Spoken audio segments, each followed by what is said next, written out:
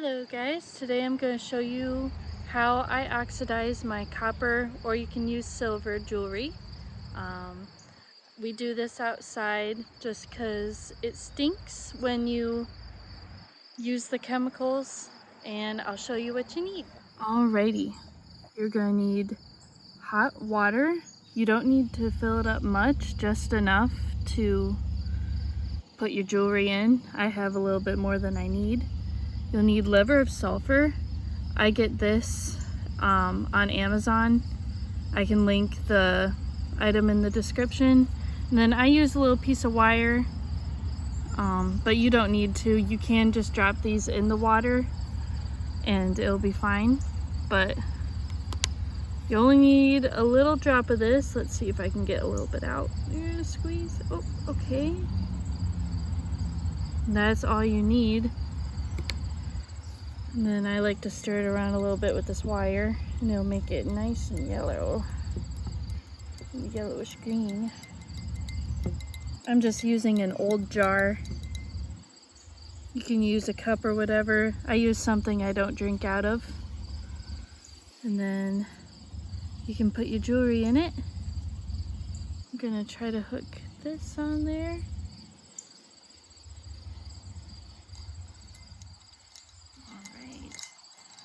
Swirl it around a little bit.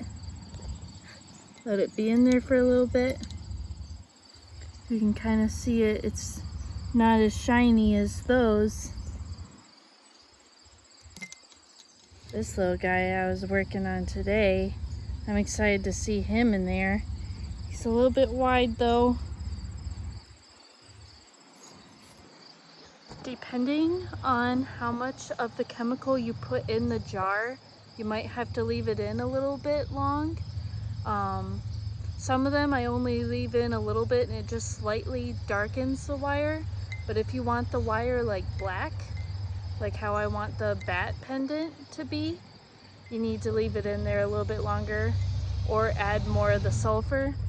But I don't add more of the sulfur just because it's kind of, you know, a stinky chemical. Don't need to use more than you need. So I'm gonna leave this pendant in here for maybe 3 minutes and see how it does.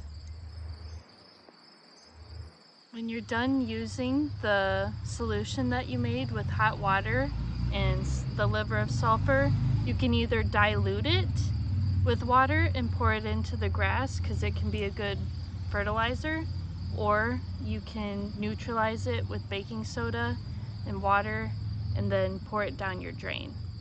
Left this one in for the least amount of time, this one middle, and this one the longest.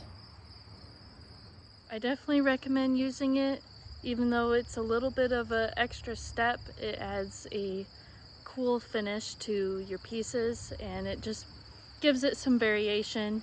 And then you can polish it up after you patina them and make them shiny, and the contrast is great. Thank you so much for watching.